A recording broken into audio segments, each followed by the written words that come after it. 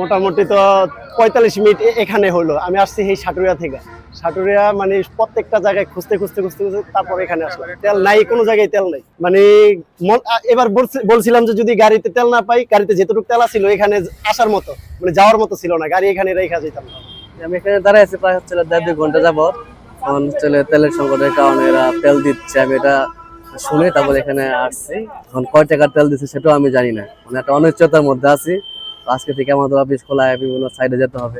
আমরা আসছি মেহেরপুর থেকে, আসছি যাচ্ছি হচ্ছে সিলেট। আমরা কোথাও তেল আমরা পাম্পে পাচ্ছি না, বাট যেখানে যাচ্ছি এরকম সিরিয়াল ধরে নেওয়া লাগছে। আপনারা বাইক গুলা চেক দেন, যারা এখানকার স্থানীয় আছে, প্রতিজনের টাঙ্কি লোড আছে। আমাদের এখন যে সমস্যাটা, কৃত্রিম সংকট হচ্ছে। প্রতিজনের গাড়িতে বাইকে তেল আছে, দেখেন যাদের প্রয়োজন নাই তারাও ঘুরে ফিরে আবার কিন্তু লাইনে দাঁড়াচ্ছে। যাদের গাড়ি নাই তারা তো মোটরসাইকেল ব্যবহার করে, মোটরসাইকেলের অকটেল আমি সাভার থেকে আসলাম, সাভার থেকে এই কালামপুরের আগ পর্যন্ত কোনো পাম্পেই অকটেন বরাদ্দ নাই, বন্ধ আছে।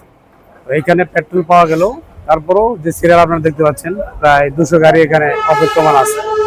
কাজেই এই সংকট তৈরি না হয়ে যদি সুলভ মূল্যে এবং সহজেই পেট্রোল এবং অকটেন পাইতো আমাদের ড্রাইভাররা, বিশেষ করে যারা বাইক ড্রাইভার, তাহলে তাদের জন্য সহজ হতো এবং ভোগান্তি থেকে তারা মুক্তি পেত। আমরা আশা করব।